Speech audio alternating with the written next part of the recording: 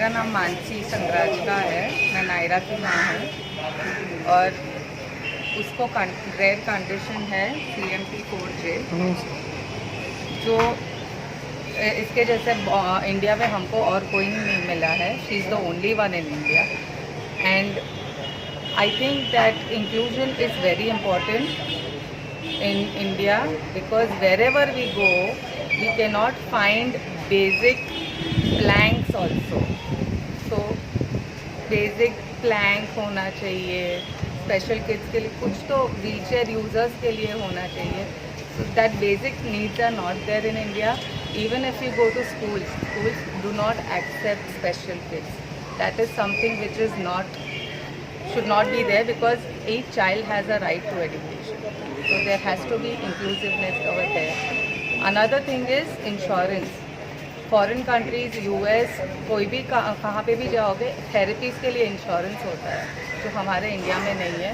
They don't have treatment, but at least they should have insurance for therapies, because पूरी ज़िंदगी therapy करनी होती है, सिर्फ 1-2 महीने की बात नहीं होती. So that is what I would like to tell the government to accommodate if possible. मैं शालिनी केडिया हूँ, फ्रेजाइलिक्स सोसाइटी ऑफ इंडिया की चेयरपर्सन. हमारे ऑर्गेनाइजेशन में जिन बच्चों को फ्रेजाइलिक्स कंडीशन है उन्हें मदद किया जाता है, जैसे कि उनकी फैमिलीज़ को ये समझाया जाता है ये कंडीशन में हुआ क्या है, उस बच्चे को क्या इम्पैक्ट हुआ है, उसे क्या करना चाहिए, क्या नहीं करना चाहिए, कौन सी थेरेपी लगेगी, कौन सी दवाई लगेगी, कौन से डॉक्टर के पास जाना है, कैसे टाइप के स्कूल में जाएंगे, उस बच्चे का कंडीशन और अच्छे से समझेंगे. आजकल एक मोबाइल फ़ोन भी हम खरीदते हैं, कितने मोबाइल यूज़ करते हैं, पर फिर भी एक क्विक गाइड आता है, पर ये स्पेशल बच्चों के साथ कोई गाइड नहीं आता है. वो गाइड हम हैं. हम उन्हें बताते हैं एक छोटी सीढ़ी कैसे चलनी है, क्या चीज़ें आपको नहीं करनी है और क्या करना है. हमारा एक पूरा व्हाट्सएप ग्रुप है जिसमें 300 परिवार हैं, इंडिया से भी अब्रॉड से भी, और हम सब मिलके ये फैमिलीज़ को सपोर्ट करते हैं, उनको ये प्रेरणा देते हैं आगे बढ़ने के लिए. कभी किसी का बच्चा अगर 2 साल का है और चल नहीं रहे और उनकी माँ बहुत अपसेट है, वो ग्रुप में लिखेंगी तो सब बोलेंगे आप करते रहिए, थेरेपी करते रहिए, उनको हमेशा इनकरेज करेंगे. और कई बार कोई लिखेगा आज मेरे बच्चे ने ये किया, तो सब साथ में मिलके सेलिब्रेट करते हैं. हम अवेयरनेस क्रिएट करते हैं इस कंडीशन के लिए, क्योंकि ये कंडीशन के बारे में काफ़ी जानकारी डॉक्टर्स को भी नहीं है. फ्रेजाइलिक्स, ऑटिज़म सिमिलर है, उनके सिम्टम्स सिमिलर है, लेकिन दोनों चीज़ अलग है. हर एक बच्चा जिसे ऑटिज़म है उसे फ्रेजाइलिक्स का टेस्ट किया जाना चाहिए, लेकिन ये चीज़ होती नहीं है. इसलिए हमारी प्ली है लोगों को, अगर आप किसी को जानते हैं जिसे ऑटिज़म है, उन्हें कहिए कि आप फ्रेजाइलिक्स के बारे में पता कीजिए, डॉक्टर को पूछिए, उसका टेस्ट कीजिए. ये टेस्ट करने से आपको पता चलेगा क्या आपके बच्चे को फ्रेजाइलिक्स है, और अगर है तो आप क्या क्या अलग करेंगे या कि ऑटिज़म का ट्रीटमेंट करते रहेंगे. इससे आप अपने अगले बच्चे के लिए भी डिसीजन ले सकते हैं कि उस बच्चे के लिए क्या करना है. फ्रेजाइलिक्स जेनेटिक डिसऑर्डर है और खानदान में साइलेंटली पास ऑन होता है. इसके बारे में अवेयरनेस क्रिएट करना बहुत ही ज़्यादा ज़रूरी है. दुर्मिळ आजारांच्या सर्वच बालकांना तुमच्या नावापासून घेतो. मी गणेश पवार, ORDIच्या या प्रयत्नांमध्ये इन्शुरन्स या सेक्टरवरती काम करणारा महाराष्ट्र समन्वयक म्हणून काम करतो.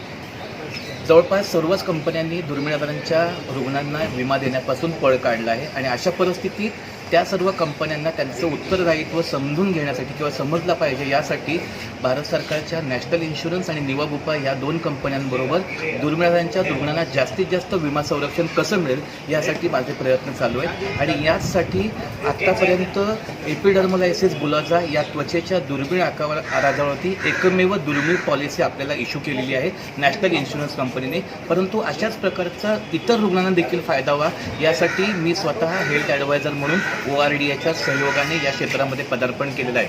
मुळात इन्शुरन्स हा प्रत्येकाचा एक असा अधिकार आहे जो कोणीही त्याच्यापासून हिरावून घेऊ शकत नाही, परंतु भारत सरकारच्या अधीन असलेल्या कंपन्यासुद्धा ह्याच्यातनं पळ काढतात, कारण की या सगळ्या सेक्टरमध्ये त्यांना त्यांचा जो आहे तो तोटा दिसतो. परंतु एक पालकत्व म्हणून जर या कंपनीने त्यांच्याकडे बघितलं तर मला असं वाटतं की विशेष करून असा एक मोठा वर्ग आहे ज्याकडे व्यवहार न बघता आपलं जे दायित्व आहे त्या दायित्व या कंपनीने स्वीकारलं पाहिजे असं मला वाटतं. आणि म्हणूनच आपल्या पत्रकार बांधवांच्या माध्यमातून मला या इन्शुरन्स कंपन्यांना एक विनंती करावीशी वाटते की ज्या ज्या प्रकारचं आपल्याला एक्सक्लुजन किंवा इन्क्लुजन फॉर्मॅटमध्ये या रुग्णांना पॉलिसी देता येईल तशी देऊन किमान त्यांना जो जगण्याचा अधिकार आपल्या संविधानातून मिळालेला आहे तो त्यांना मिळावा, यासाठी तुमचं देखील हातभार लागला पाहिजे अशी मला इच्छा वाटते. तेव्हा कृपया या कामी आपल्या सर्वांनी सहकार्य करावे. जो है मैंने उनको बचपन से अपने तरीके से इंडिपेंडेंटली जीने की जीने को सिखाया. वो स्कूल जाती है, बहुत सालों तक नॉर्मल स्कूल जा पाती थी, मैं उसको कैरी करके ऑब्वियसली लेके जाती थी, मगर उनकी रीढ़ की हड्डी की सर्जरी के बाद ये बंद हो चुका है. वो घर से स्कूलिंग कर रही है, मगर मैंने उनको छोटे उम्र से ही आर्ट सिखाया, किताबें लिखना सिखाया. तो आज के दिन में वो एक नेशनली एक्लेम्ड राइटर ऑथर हो चुकी है. उनके 2 बुक्स जो निकल चुके हैं, डांसिंग ऑन माई व्हील्स और आई एम पॉसिबल, आज के दिन में नेशनल बेस्ट सेलर्स है. और मैं चाहती हूँ कि क्या अपनी लिखाई के थ्रू जो है ये रेयर डिजीज़ के बारे में अवेयरनेस फैला सके अपने देश के जनता में, क्योंकि यही बच्चों को जो है आगे लेके जानी पड़ेगी बात. हम लोग जितने दिन हैं, हम लोग जो कर पाएंगे हम लोग कर रहे हैं.